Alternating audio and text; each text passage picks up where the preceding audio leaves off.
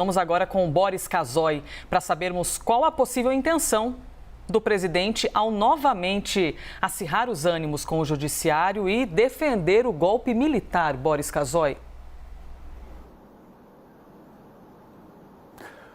Mais uma vez, o presidente erra ao atacar o judiciário sem razão nenhuma, talvez para defender o seu amigo Silveira, que estava presente, que faz uma série de desafios à ordem constituída e que se recusava, num episódio horroroso, a colocar uma tornozeleira ordem da justiça.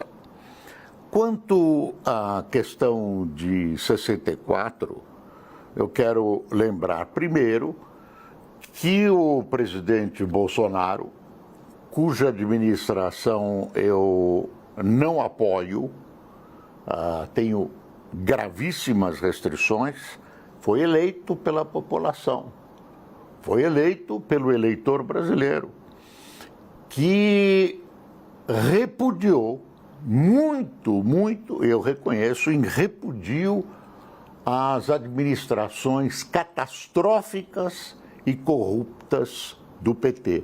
Administrações, repito, catastróficas e corruptas do PT.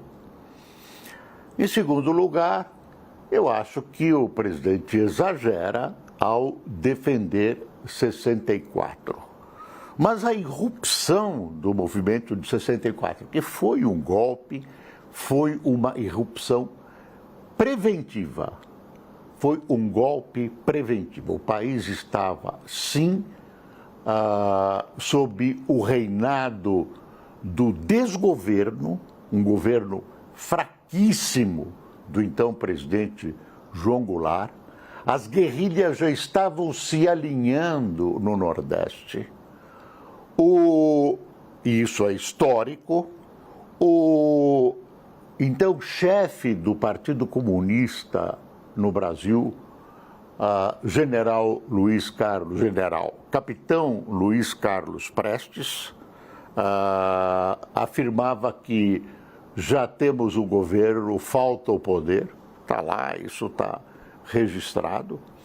E um fato que o Bruno Salles lembrou, desses apoios dos governadores de São Paulo, de toda a imprensa, das emissoras de rádio, das emissoras de televisão, algumas se arrependeram mesmo.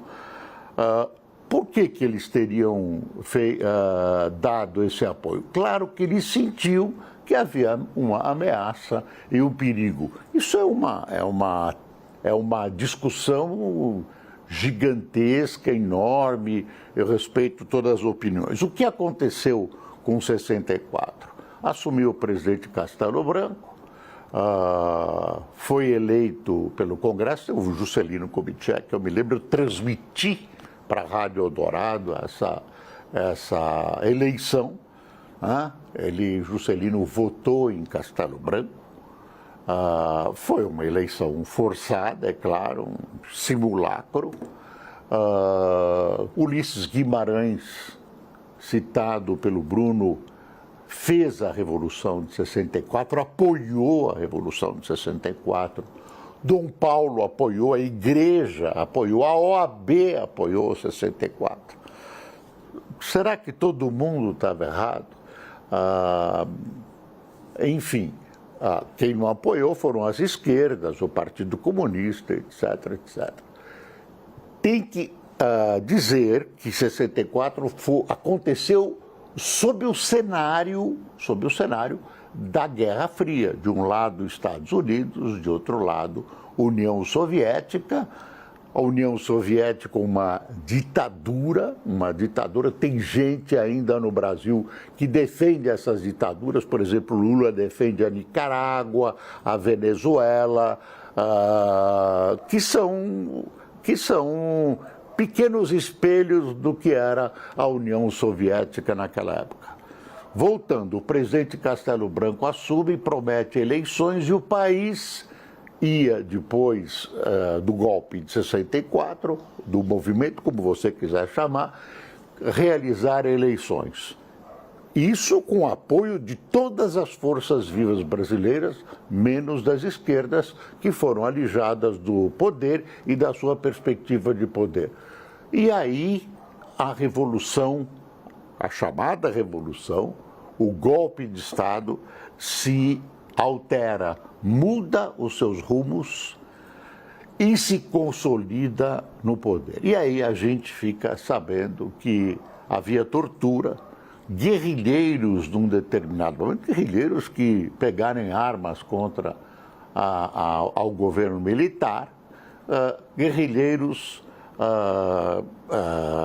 foram torturados e mortos quando deviam ser tratados pelas leis, então, da época que não permitiam isso.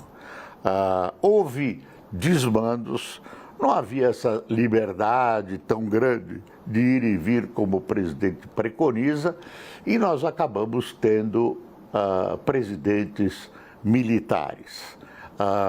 Eu não vou entrar na questão administrativa, houve momentos bons, houve momentos positivos na administração e houve fatores negativos. Frigir dos ovos, o resultado final não foi bom.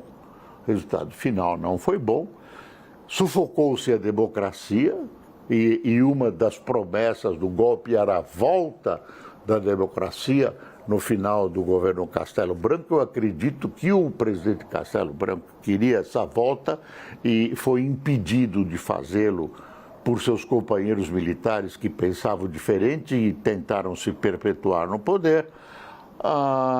Realmente, eu aprendi o seguinte: eu tinha 23 anos naquela época, a ditadura e os governos autoritários, não só as ditaduras, governos autoritários não são de maneira nenhuma positivos. O que vale é a democracia, a eleição livre, a eleição, qualquer tipo de eleição que seja escolhida direta ou indireta, escolhida pelos parlamentos dos países que representam as populações, enfim, uma busca de uma evolução, uma busca de tentar liquidar a pobreza, de melhorar a educação, etc., etc., etc., que eu encontro respaldo só na democracia. Encontro respaldo só na democracia. É isso, Elisa, não é tudo, mas é isso. Opinião de Boris Casoy.